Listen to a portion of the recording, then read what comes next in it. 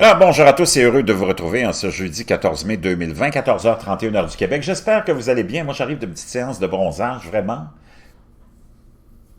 C'est bon pour le moral. Je vous invite à faire la même chose. On est en vacances forcées, de toute façon. Vacances forcées, payées. Donc, on est loin de la Grande Dépression.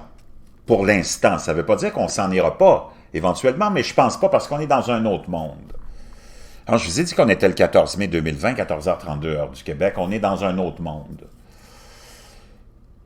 Et je pense pas qu'on se retrouve là. Il y a des gens qui vont perdre leur emploi. Il n'y aura pas le choix d'avoir un renouveau de cette économie qui sera repensée, qui sera probablement plus digitale. Peut-être qu'on aura un retour à une espèce de service civil, hein, pour ceux qui sont au chômage et qui n'auront aucun moyen de se recycler parce qu'ils n'ont pas la capacité ou les moyens ou parce qu'il n'y a pas d'opportunité.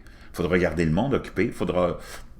C'est là où le revenu minimum garanti entre en ligne de compte. On a vu qu'on était capable d'imprimer de l'argent à partir de l'air ambiant. Hein. Les banques centrales ont imprimé de l'argent à partir de l'air ambiant, donc c'est pas un problème. Donc on n'est pas, vraiment pas, dans une situation comparable à celle de la Grande Dépression. Même moi, au début, parce que quand quelque chose comme ce qui est arrivé à un confinement où tout vient s'arrêter, puis là, tu es déstabilisé, puis là, ton emploi disparaît parce que l'entreprise où tu travailles est obligée de fermer à cause des consignes gouvernementales, il y a un instinct de panique qui s'installe, c'est normal. Puis après ça, de questionnement aussi, c'est normal. Puis après ça, de rejet. C'est toujours des phases comme ça qu'on a, hein, face à des situations, à des réactions, puis à des émotions. C'est des phases. Puis après ça, on s'en va vers une autre phase d'acceptation. Après ça, tu acceptes ta situation. Puis après ça, tu passes à autre chose. Puis là, je pense qu'on est rendu au stade, en tout cas moi, ça fait un petit bout de temps que je passais au stade de passer à autre chose dans la crise actuelle. Puis au début, c'est sûr que j'étais, parce que vous le savez, j'ai des réseaux sociaux, je m'intéresse à tout, j'ai suivi l'économie, on s'attendait à un gros crash, on l'a eu, mais qui est arrivé par la pandémie.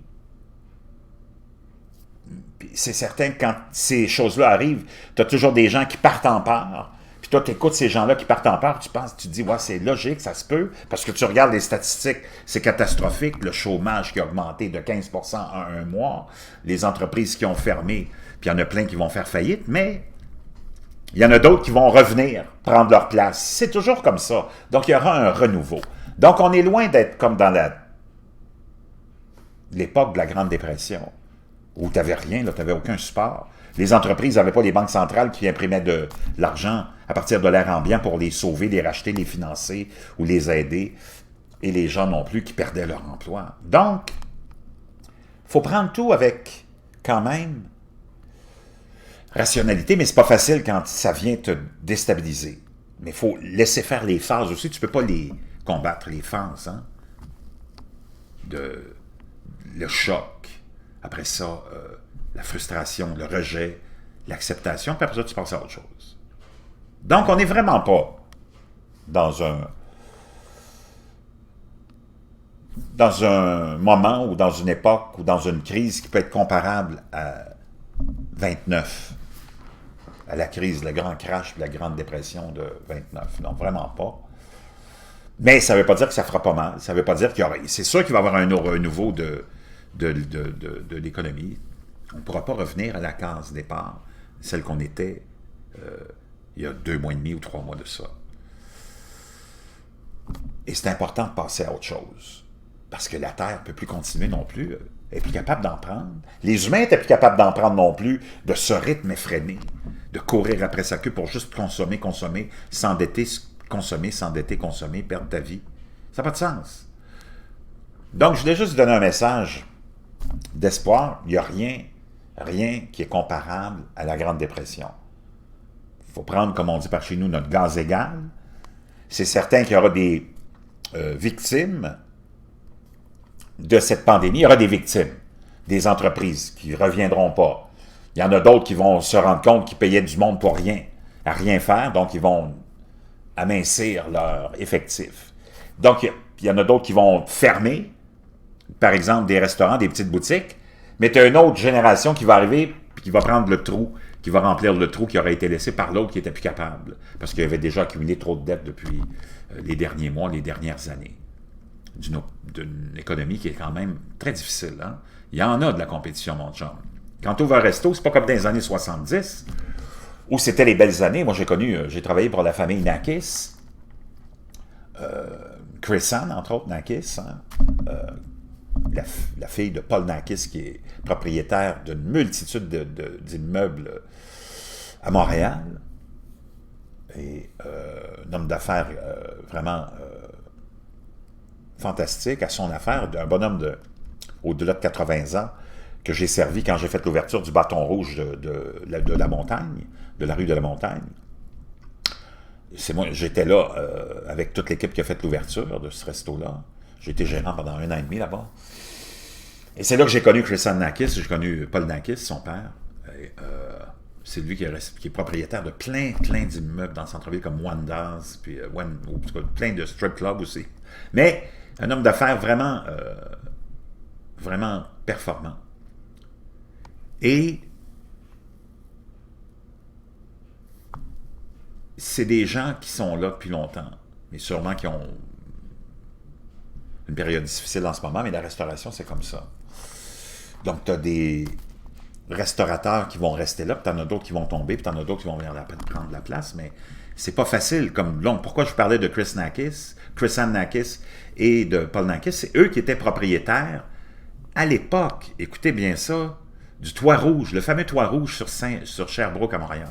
Un resto où j'allais avec mes parents à tous les dimanches, dans les années 70. C'était la place, c'était la mode, c'était chic. On te faisait une salade César à la table, on te faisait un steak tartare à la table, on te préparait ton poisson à la table complet, on te le désossait et tout. C'était quand même quelque chose à l'époque, dans les années 70. Et c'est eux qui étaient propriétaires de ça. Et moi, j'ai travaillé avec Crescent, d'ailleurs, qui était, la propriétaire du Bâton Rouge, qui est propriétaire du Bâton Rouge de la place Ville-Marie, puis du 1050 de la Montagne. Je ne sais pas si c'est encore elle qui est propriétaire ou elle l'a vendu. Je pense que j'ai entendu dire qu'elle avait vendu ça. Je pense qu'elle a juste celui de la place Ville-Marie qui roule à fond la caisse. Et j'ai travaillé avec son frère aussi, Nick, qui lui travaillait à l'époque au Toit Rouge dans les années 70 comme boss boy, entre autres.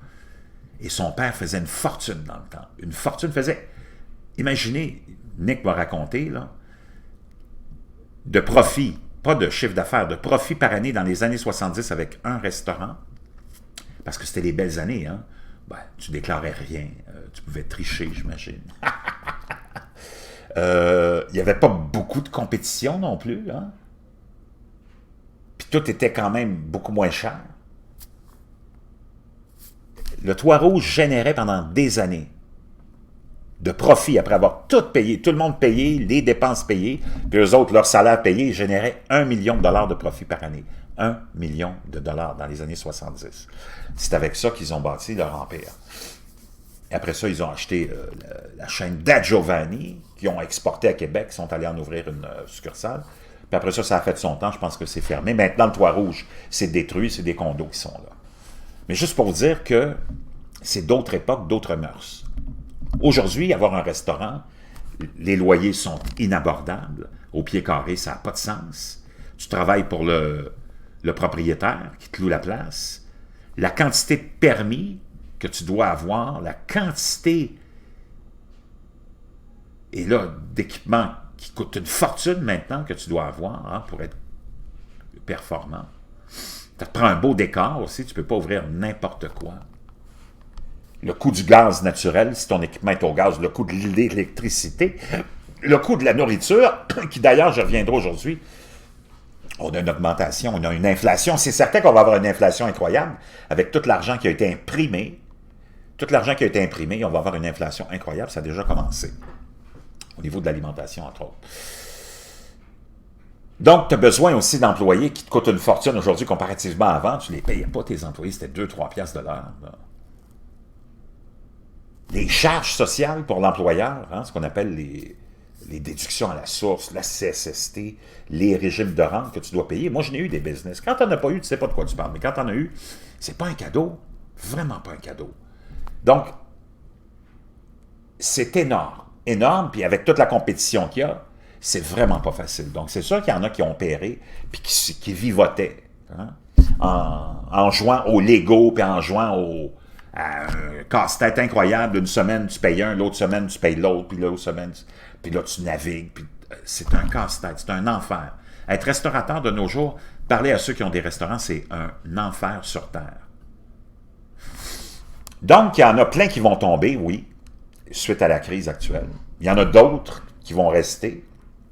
Puis ceux qui sont tombés, ben ça va prendre un peu de temps, mais il y a des gens qui vont s'essayer. Tu as toujours du monde qui s'essaye, hein?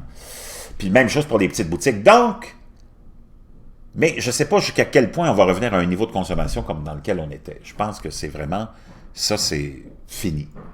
Puis je voulais juste vous passer ce message-là, que s'il y a de l'espoir, il ne faut pas être découragé parce que ça n'a rien à voir avec 1929, rien à voir avec le crash, puis la dépression de 1929. Je vous reviens avec plein d'autres choses. Oui, j'arrive.